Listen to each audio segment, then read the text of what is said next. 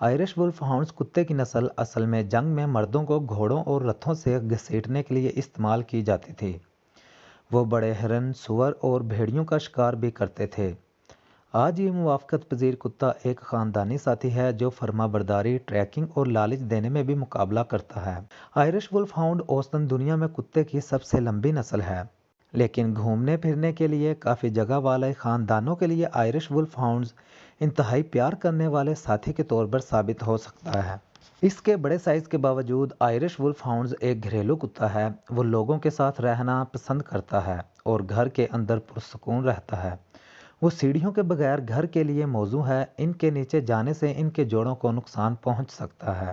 Due ہیکل نسلیں جوڑوں کے مسائل کا شکار ہوتی ہیں اور ان کی نشوونما اور نشوونما کے مرحلے کے دوران ضرورت سے زیادہ ورزش ان کے جوڑوں کو نقصان پہنچا سکتی ہے۔ آئرش وولف ہاؤنڈز ذہین اور قابل تربیت ہیں۔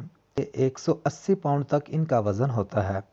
خواتین 32 سے 34 انچ اور 115 سے 140 پاؤنڈ تک کی ہوتی ہیں۔ ذہین اور نرم مزاج آئرش وولف ہاؤنڈ انسانی صحبت کی شدید خواہش رکھتا ہے۔ اپنے خاندان کے ساتھ وہ پرسکون، باوقار اور جواب دہ ہے۔ وہ حساس ہے اور اسے مثبت کمک جیسے تعریف اور کھانے کے انعامات کی ضرورت ہوتی ہے۔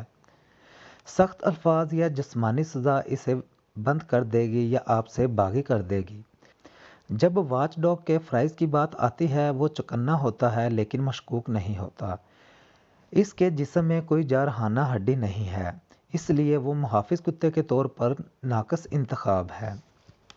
مزاج متعدد عوامل سے متاثر ہوتا ہے، بشمول موروثی تربیت اور سماجی۔ اچھے مزاج والے کتے متجسس اور چنچل ہوتے ہیں، لوگوں سے ملنے اور ان کے پاس رہنے کے لیے